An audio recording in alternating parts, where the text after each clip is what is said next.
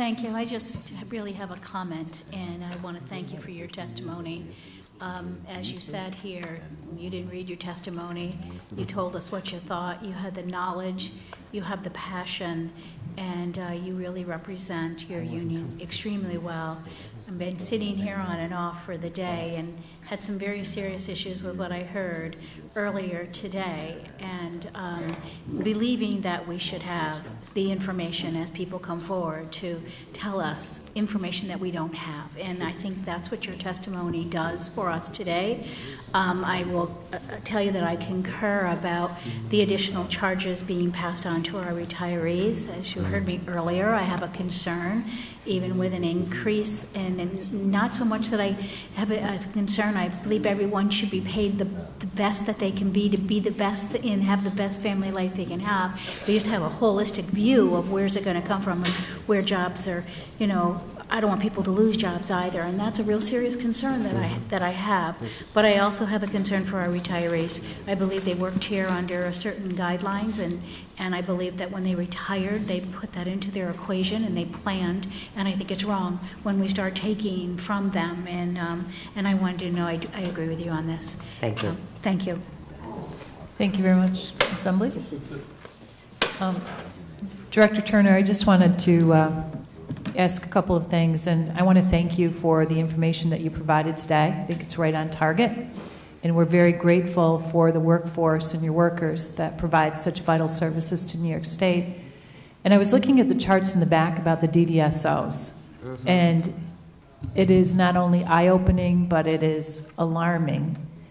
You know, the number of employees who work 7 or more consecutive days at any time, number of employees working 3 or more double shifts in any pay period, number of staff working 16 or more hours at any time during the pay period. And these are workers who are taking care of very vulnerable populations. And, you know, I think about the work that they do. For example, medication administration. You can't make a mistake. That's right. Because you're tired, right? Right. And many people with developmental disabilities may have seizure disorders. They may be on some heavy-duty medication for a variety of reasons. Could you talk about that a little bit? Well, there's no question that these are getting up to dangerous levels, right? Because people are tired and they are going to make mistakes, and that's the mistake you don't want to make, right? And you know what? When mistakes are made, that initiates a complaint to the Justice Center, right? And I heard some of the discussion about the Justice Center, and well, I don't want to get into it because it is involved. That's what happens, and there's this roll ball effect, because if you turn around and you're tired and you've been working 17 hours in a row because you're mandated, because there's nobody to relieve you, and you should lose your cool with a client, and even if it's just verbal, that precipitates a complaint to the Justice Center. And then what happens is you may be put out on administrative leave, so then somebody else has to cover for you once again, and that increases the overtime for those left. It's very scary. It's not good quality of care for the clients. It's not good for our members to have to work these many consecutive days in a row. But they have no choice. They're not going to leave the client, right? If they're in a home and their replacement doesn't show up to relieve them, they stay. They cannot leave the clients. They wouldn't leave the clients. So it's dangerous. Right. You know, we always wait for the bad to happen before we correct it, right? And it's getting very nerve-wracking. The members can't do it anymore without some additional help. So thank you. And have you done a financial analysis with all that overtime and so on, what that actually translates into? No, you know, that's hard to tell because it depends on the worker giving, you know, the wages are different, right? Depending on how many years of service you have. But I do think that the Office of the State Comptroller has some numbers that we might be able to get. We can get the raw number for OPWDD. And that is released every year through the Office of the State Comptroller. So we can get you that if it's not in here. But I can't, to each individual employee, I couldn't tell you. Right, okay. It would be interesting to get that information from the Comptroller, and we could try to get it too, just because Absolutely. that it may be more efficient if we hire more workers rather than just continue to pay these overtime costs. Well, I think they're trying to, but if you look at the other sheet, these are the people that they recruited through the boot camps, the 3,273, that we can't get through the system of civil service because there's not enough resources in employee health services. So I do think that that's the idea. I also think that the commissioner, acting Commissioner Delaney, is concerned about attrition and is concerned with retirement and wants to be able to have a pool of workers to pull from when they need it. But people are not going to wait 70 days after they take the civil service test, pre-qualify for everything except for the medicals. They're not going to wait 70 days to be hired. So there's a little additional problem there in civil service. Thank you for that. Senator, any more? Senator Comrie? I just wanted to thank you for your testimony. I represent South Queens, including Bernard Feinstein, and I questioning earlier today the Commissioner for Mental Health, who was unaware of the problems at Feinstein with the issues of opiate-addicted people that are violently harassing the staff and creating an unsafe work environment. She claimed not to know of it, but clearly looking at your overtime hours here that are reflected in it, there's a real problem there. I asked her to send me the information if she could collect it, but I would hope to be able to sit with you also. I did talk to you. Many of those members actually live in the district also, so I'm hearing from them consistently when I attend public events that they're really under siege there, and we do need to offer some alternative. And also in the other end, these group homes are being opened in our community too, and we're losing qualified staff, as you said earlier, that truly care about this population. So it's a real problem that I think we need to work even harder to highlight the disparities and the problems dealing with such a special population with the groups that are really not equipped to handle long-term care.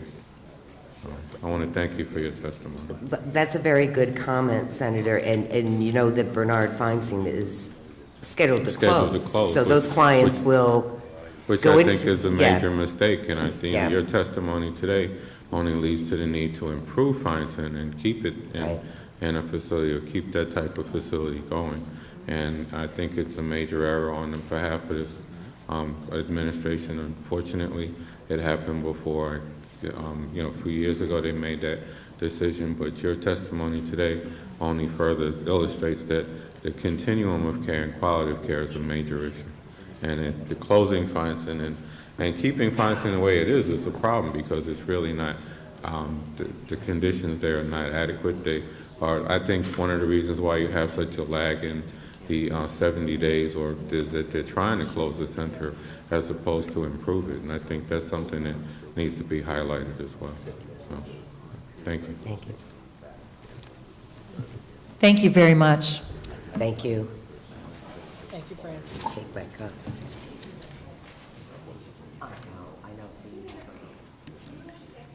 Our next speaker, New York State Public Employees Federation, Wayne Spence, President, and others. We'll get one more chair, Cap.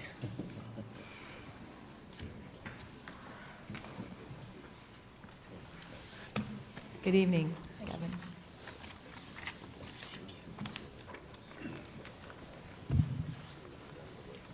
Welcome. Very glad to have you here. Good evening, Senator, Chairman. So it's been a long day for you guys, I know. You got my testimony. It's lengthy, but I don't think I have to go through it. I believe previous speaker, Fran, from CSEA, actually highlighted a lot of the same things I was going to say. So I'm going to try and see if I can give you the abridged version and actually get to some questions, which I might be able to shed some light on. I represent 54,000 members of professional, scientific, and technical titles within state government. We provide critical services to New York State residents. And I want to say something that I actually learned about a year and a half ago from a senator who's sitting here, Senator Savino, that the workforce currently is the lowest it's been in over 40 years. Interesting. The good news in this year's budget is that there's no layoffs. So I guess I should say yay. The bad news is that the budget will implement a differential healthcare premium for retirees.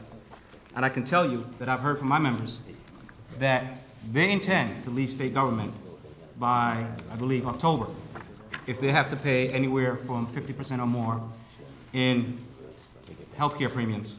And that is exactly what this budget proposal, talks about implementing a differential healthcare premiums will be doing. So you heard the acting commissioner on civil service say there's an issue with succession planning, there's an issue with retention. What do you think is going to happen when there's an exodus in the next couple of months? It's just going to exacerbate a problem. You have nurses with less than 5 years of service trying to train nurses that's coming in.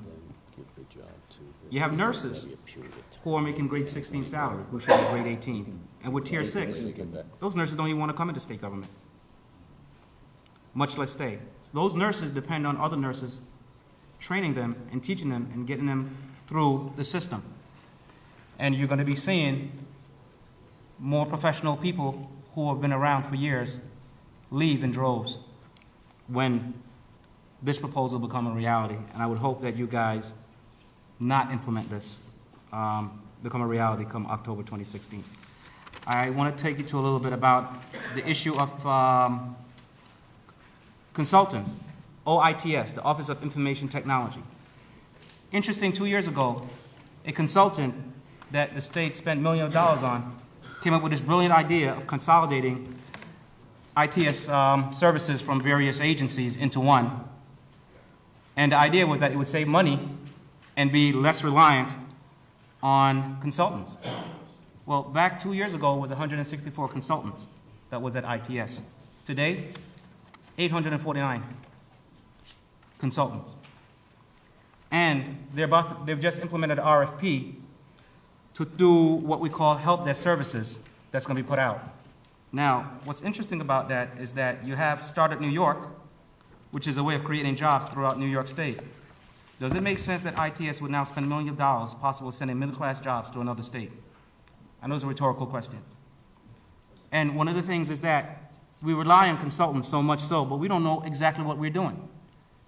We need to start looking comprehensively on what is in the best interest of taxpayers and the state workforce. And for that reason, myself as a president, of course I'm going to try and tell you, do not let my members' job go. But there's a way that we can really know if it's truly the best interest for taxpayers and the citizens. A cost-benefits analysis law. Massachusetts have that law. Connecticut have that law. Why are we not putting something in place that deal with that? ITS is going to be doing away with what we call help desk. A job that used to take 15 minutes. Imagine if you called 2 years ago your agency and you had a problem with getting onto your computer or your printer wouldn't work. You call, somebody answered the phone, in 15 minutes you can get a resolution. Well, now it takes 10 days. I'm not kidding you, 10 days. As a parole officer, I heard from a manager, I'm not going to say the name because I don't want that person to get in trouble, that they couldn't get assistance on relying on getting something cleared up that had a direct impact on public safety. Because I represent ITS workers, I contacted the local president, who's a PEF member of ITS, and said, can you look into this? Here's the ticket number. She pulled it and made the issue go away. I resolved it internally. Had I not done that, this issue that could have impacted public safety would have been there for another 10 days. I'm asking you that, and I'm telling you, this makes no sense.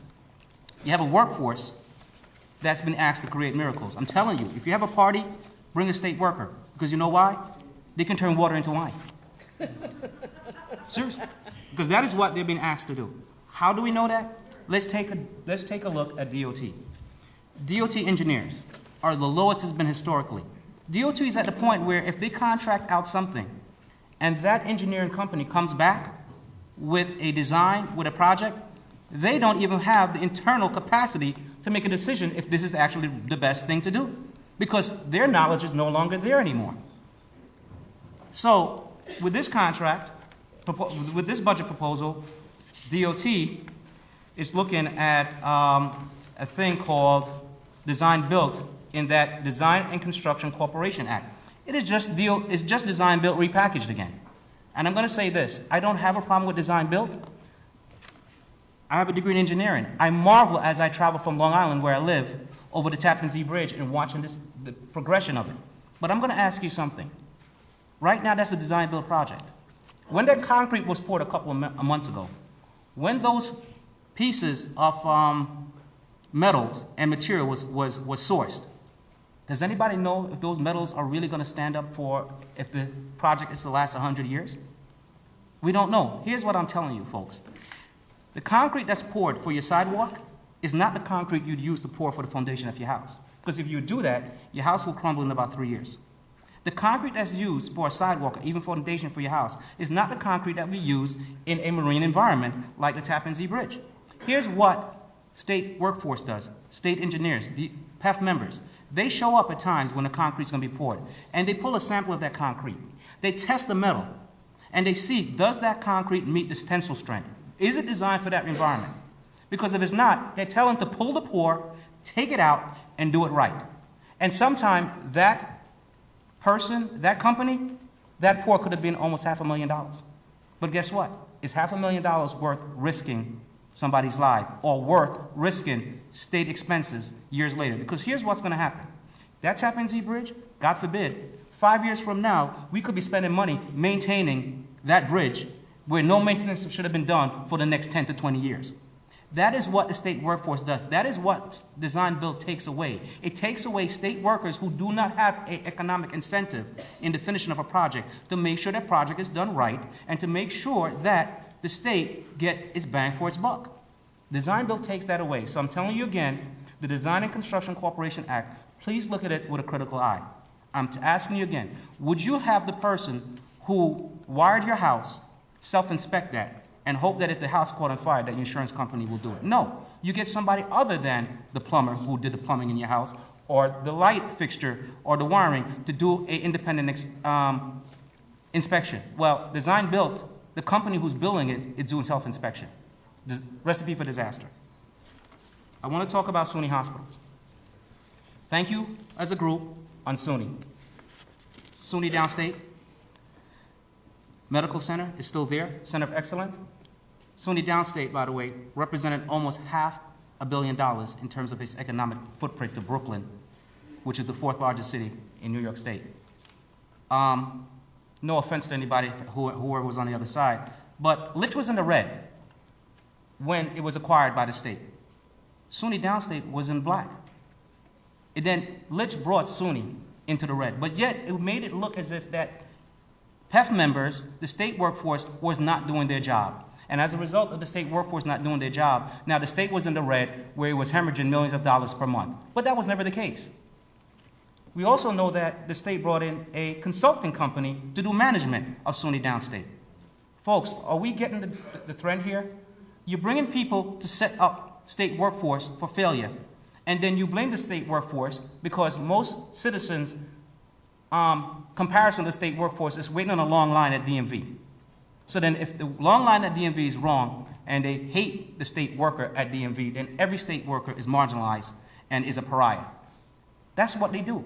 They set us up for failure constantly. And it's about time I'm asking this group to take a critical eye at what the governor and what the state is doing, because it is not right. And we know 5 years from now, when the controller comes back and take a look at some procurements, a contract, a lot of times they say, you know what, it seems like there was no cost savings to these contracts. It seemed like the state workforce could have done it. What good does it do 5 years later when my members are out the door and it's hard to come back to where we were 5 years before? So let's talk about the Office of Mental Health and OPWDD. Here's the statistics that came out, and you'll be surprised where this came from. The New York Post. The New York Post says that the average time for somebody on Rikers Island who's non-mentally ill is 42 days. The average time for somebody who's mentally ill at Rikers Island, 420 days. We know, if anybody live in New York City or read the paper, that there's an issue with Rikers Island and its corrections department. Well, let me ask you a question. Is a corrections officer equipped to deal with somebody who's mentally ill? No, they're not. But yet Rikers Island is the second largest holding facility in the United States of mentally ill. Is there any surprise? You close these things down under the guise of the Olmstead Act. You put them in the street. They push or slash somebody in the subway. Or you say that you're going to put them in a mentally ill place because if some of them are homeless or other people are homeless when they go below 32 degrees. Really? Is that what we're really about? Again, we set up people for failure. We set up the workforce for failure. And we really need to take a critical eye at this because I am sick and tired of myself as a state employee, as a parole officer being marginalized because I've been asked to make miracles. I am sick and tired of my workforce being marginalized because 4 or 5 of their co-workers retired and no one came behind them. And then they're expected to do the job. And when the job is not done, then they say you did not get the job done, let's privatize it because the public sector can do it better. It is wrong, it is despicable, it needs to stop. The Justice Center, or I'm going to say the Injustice Center. And the reason I can say that is because I'm going to tell you a story real fast. Actually, my time is up. So I'll stop here with one last thing. I want to talk about one last thing. It's DOCS, the parole system. DOCS has problems with nurses. The largest overtime for any state employee was a DOCS nurse, a grade 16 nurse who should be at a grade 18. Nurses at DOCS are not staying. The issue with DOCS is going to be worse and worse and worse. So are we going to wait until we get sued by inmates who die? Or are we going to wait till nurses leave because they're afraid to risk their license because they're understaffed? Parole officer. I'm a parole officer. Parole officer is going to be here tomorrow to testify. We need more parole officers on this street. We need to be proactive. Parole is getting killed and marginalized again in the newspaper because we are understaffed and it looks like the parole officer is not doing their job. No. Again, I appreciate the governor. This governor actually hired 4 classes. But before that, we went 3 years without any parole officers at all. 4 classes of 30 each is not enough to bring it back to where it is, where we can be proactive instead of being reactive to parole issues and to law enforcement. Thank you very much. Thank you very much, President Spence. Senator Kruger. So the hour's late. I'm not going to make questions, but I want to highlight one of the last things you just said. And many hours ago, maybe it was today, I asked the mental health commissioner whether she had any kind of way to evaluate how many people in the New York City shelter system actually had been clients of the mental health system. And she agreed it was an important question and was going to look into it. And then tomorrow, because I'll be here if you want to come back, I was going to ask the people in corrections what percentage of people are in prisons because they're mentally ill and we don't provide the right services for them. And I suspect somebody will point out a huge percentage. So I appreciate very much your tying together the two ends of the point that I have been trying to make, that the answer to services for the mentally ill is not to walk away and not provide them and then act shocked when they end up in our streets and our prisons, which are, by the way, some of the most expensive services we provide, and frankly, in most cases, have problems at the humanity scale. So I appreciate your tying in my own position to your messaging to us tonight. Well, Senator Kruger, I can go beyond that. When I came in about 2.5, 3 years ago, I actually had the opportunity to go to Brian Fisher, the previous commissioner for corrections, his retirement. And what he said at that retirement party was that the New York State correctional system was probably the 4th largest holder of mentally ill in the United States. So he acknowledged that. Again, I don't know if the sitting commissioner is going to acknowledge that as they sit, but I know he was on the way out, and he was very blunt about what was going on in terms of mentally ill inside the jails. Again, I think we have a problem because we keep doing the same thing over and over again and expect a different outcome, and we know what that says. Thank you. All right. Thank you for your testimony.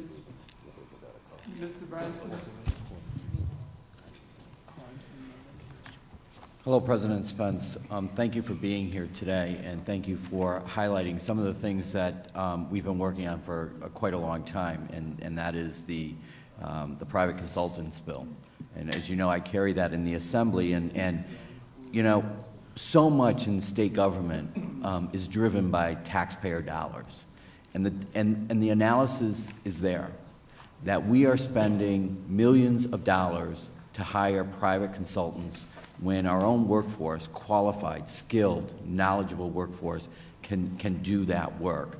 But I was intrigued, you highlighted something, and I want you to talk about it just a little bit more, and that is the reality that our state workers, when they're on job sites, and you did this in the context of design build, they're there as a check and balance on folks who are there who are driven by financial incentives and financial motivation. And here in the state government, we are hearing a lot about making sure we have a check on folks who are driven by financial incentives or financial objectives. Explain again how it is that a state engineer who is there to inspect the work going on Tappan Zee Bridge or wherever it might be, how does that help the safety of our citizens throughout New York State and make sure that we're not going to be spending more money at the end of the day? All right, so Senator Bronson, I came in back as a vice president in 2012, so I live on Long Island. I actually spoke to DOT engineers on Long Island whose job were to actually go in the truck and have the chemicals there to test, in this case, concrete pours.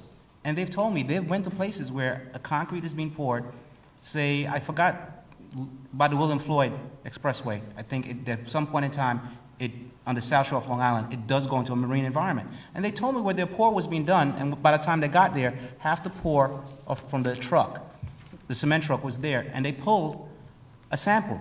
And the sample, when they tested it, said that it would not hold up. It's called tensile strength. It would not do the job. It would not.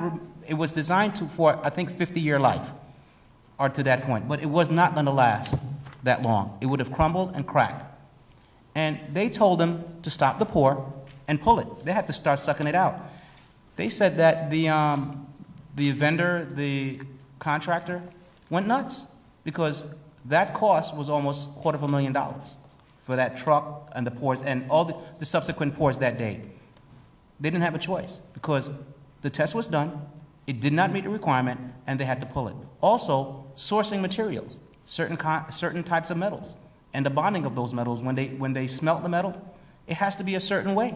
We do sample testing by scraping off to see from those metal chars, does it have the certain type of carbon to whatever ratio, and is it going to work, or is it going to rust very fast?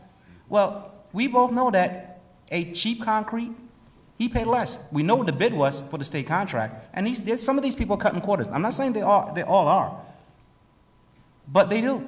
They also cut with materials, and that is how a state worker who has no financial incentive in that sense, but safety and making sure the procurement is done as the bid was, follows through on that. So if those things did not happen, then you have that thing that could crumble, you have metal that could degrade, and probably, if it's a state workforce that's inspecting those bridges, we'll catch it. So we will probably catch when that thing is starting to crumble.